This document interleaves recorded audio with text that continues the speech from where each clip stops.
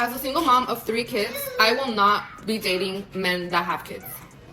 You guys are not to be taken seriously. Nobody wants you because your baby mama left you for a reason.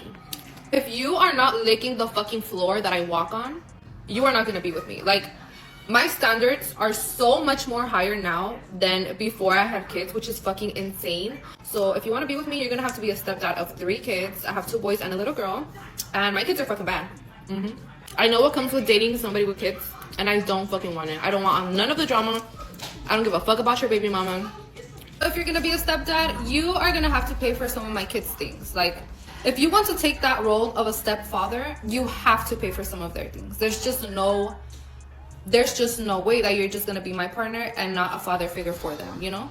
A lot of you may ask yourself, what are you gonna bring to the table, Lindsay? What are you gonna... My fucking love and affection, bitch, and my fucking time. Like, that's what I'm gonna bring to the fucking table. You're gonna fucking be with me because you love me, not because you have to use me for your benefit. Like, I am traumatized, okay? So, you either love the fuck out of me and of my kids, or you're just not gonna fucking be with me at all. Well, at the end of the day, I don't have to be with you. I mean, you have all these high standards because these guys that you dated, they messed you over. So now you want to have these high standards. But first of all, why would you not want to date a man with kids? You got 3 kids. So what if a man with kids said he didn't want to date a woman with 3 kids? Then it be oh, he wrong. But as soon as a woman said, nah, she right. You can have standards, but at the end of the day, when your standards outnumber what you have as a person, then nobody wants to deal with you. Nobody wants to deal with that mess. And nobody wants to say, oh, you bring me. No, you got to bring more than me to the table. Plain and simple. To Disneyland by her dad's side of the family. And yes, I am the mother whose daughter was invited to Disneyland by her dad's side of the family, and I am not allowing her to go unless the rest of the kids are invited. I have 6 kids total, so she has 5 sisters and brothers ranging from 15 to 1. I am not going to allow one child to go to Disneyland. Every kid's dream is Disneyland. How would you feel as a child if you had sisters and brothers and one of your sisters was invited to Disneyland? You were watching them pack. You were watching them shop, for clothes for the trip. You were watching her leave for Disneyland with her Mickey Mouse ears. You would feel horrible, wouldn't you? Yes, I'm not going to allow one of my children to go to Disneyland if the other 5 can't go. No, he is not their biological father, but he was their stepfather at one time. And I have already offered to pay for half. I've already offered to pay for half. He just has to take them along with him. There's a bunch of adults going. There's no reason why they can't take 5 more kids. And I need a freaking break. I need a spring break. That's all there is to it. So basically, you don't really care about the child. You just want a break. That's all you want. You want a break for the kids. Just say you want a break for the kids. That's all you have to say. And this is the thing. The dad side invited the girl. Why are you punishing the child because the other kids can't go? I understand your reasoning, but why would you punish one? They want to take her because it's cheaper to take one.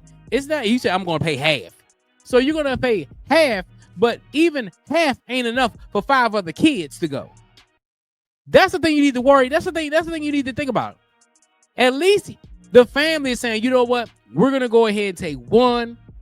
She's going to, I don't know if it's her birthday.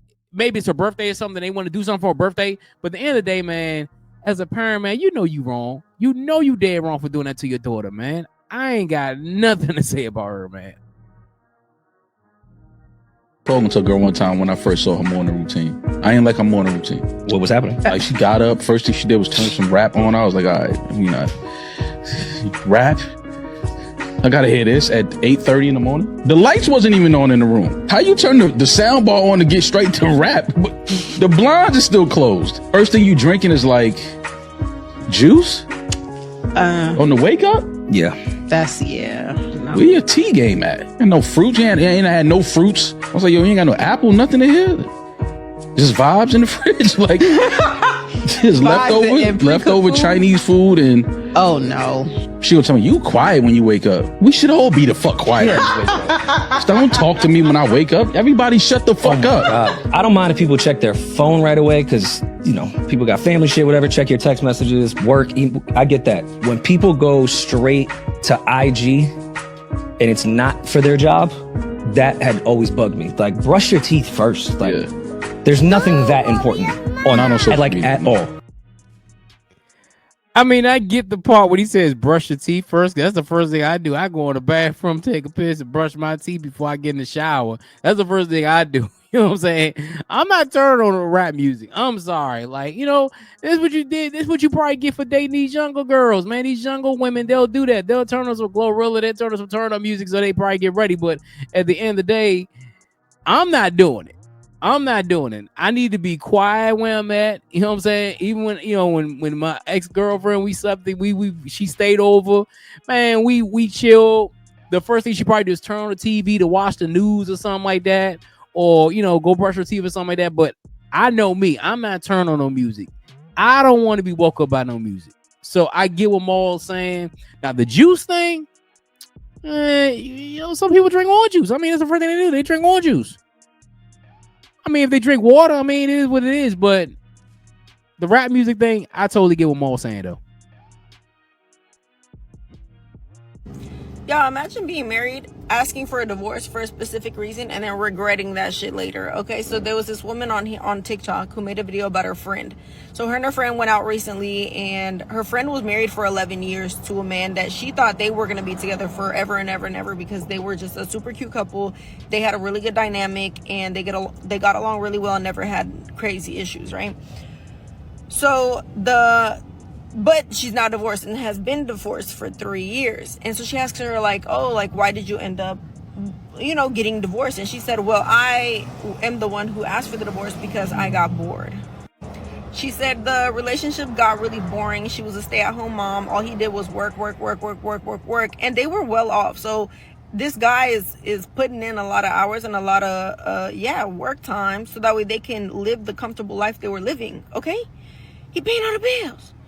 So she said she got bored always being home, taking care of the kids and not really having them time or doing like spontaneous fun stuff. Well, she would tell him about it and he would try to take her out and try to do stuff, but it just felt like it wasn't enough and it wasn't the same for her that, you know, like it used to be when you're in a fresh relationship. Well, duh, bitch, it's been 11 years. Spice it up. You do something. Anyway, so she asked for a divorce. He gave it to her and she's been dating for these past 3 years. And so she asks her, how's it been? How's the dating life been? Okay.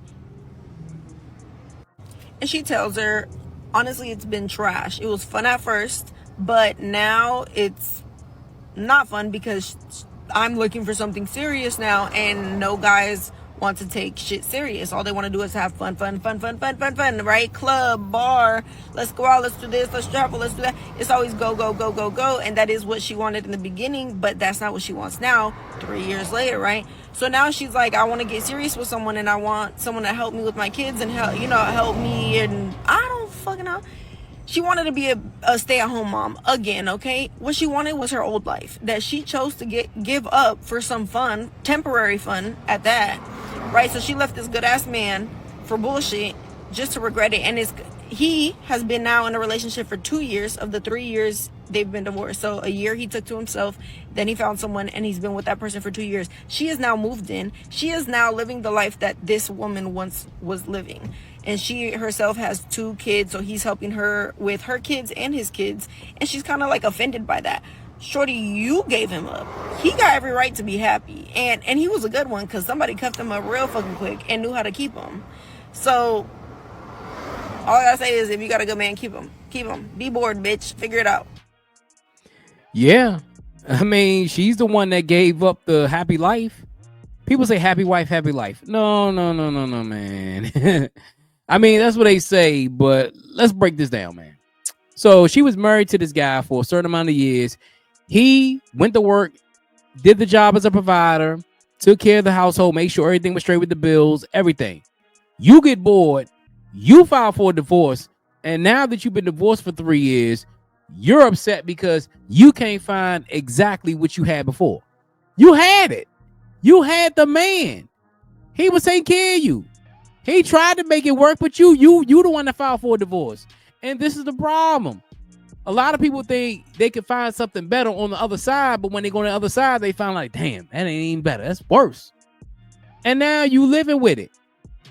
And the sad thing is he moved on. He moved on. Another woman found him. And not only did he move on with a woman with kids. And not only is he taking care of his kids, he's helping her take care of her kids. She's living the life that you lived. See, ladies, this is what happens. This is exactly what happens. It is my husband's funeral, which unfortunately I cannot make because obviously I am busy here in Tunisia. I would have loved to have gone. We were together for 17 years. Unfortunately for me, he did decide to die on the week I had planned to come on holiday. So I did make the decision not to go because, you know, I need a holiday at the end of the day. And my holiday is way more important than sitting in a church watching people cry. I would love to give him a good send-off, so I'm going to get absolutely drunk tonight with this new guy that I met, and I'm going to raise a glass for you, Jeremy, because you were an amazing husband, very rich. I can't wait to do the will reading when I'm home. I have made sure I'm going to be home in time to do the will reading because I would not miss that for the world, because obviously I am due to get a lot of money. And that's a very, very important thing to me. So I hope you have a good funeral today, Jeremy. Love you. Mwah. All good things have to come to an end. So this chick was waiting for her husband to die anyway. She knew he was going to die. She knew he was going to die. He died. You planned the trip, and then you go instead of taking 1 day to go to a funeral, you could you know what I'm saying? This is the sad thing. She didn't give a damn about that man. She cared only about his money. I guarantee you this man probably was significantly older than her. He died. She wants to go to she don't even care about him. She not even grieving. I thought, you know what I'm saying, when you lose a spouse, I thought you're supposed to go through a grieving process. She wasn't even grieving. That means she never even loved the dude, and all she cares about is how much money she gonna get. I hope and pray to God that in his will she don't get a single freaking penny, because this to me is sad, yo. If you have kids, give the kids the money. Give it to some freaking cause or something. But for her, man, to be like this, man, sad as hell, man. It's your boy Jay here with another video. Make sure you hit that like button. Make sure to subscribe button. Until next time, folks, I'm out.